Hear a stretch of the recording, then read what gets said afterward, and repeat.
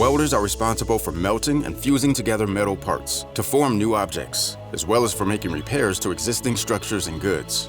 If you're wondering how to become a welder, getting trained is the first step.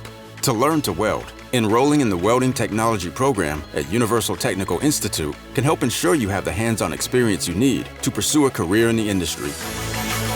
Before making the commitment to start training, you might also be wondering, how long is welding school?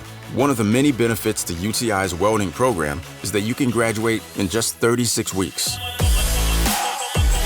UTI's welding program will teach you the major arc welding processes, which are gas metal arc welding, or GMAW, shielded metal arc welding, or SMAW, flux-cored arc welding, or FCAW, and gas tungsten arc welding, or GTAW. The curriculum in the welding program is developed with Lincoln Electric, so students receive up-to-date training that's relevant to the industry. While the journey to becoming a welder can look different for everyone, common steps to take include 1. Graduating with a high school diploma or GED. 2. Completing a welding training program, like the one offered at UTI, to gain hands-on experience. 3. Testing for welding certifications from the American Welding Society to become more valuable to employers. 4. Working as an entry-level welder to gain experience in the field.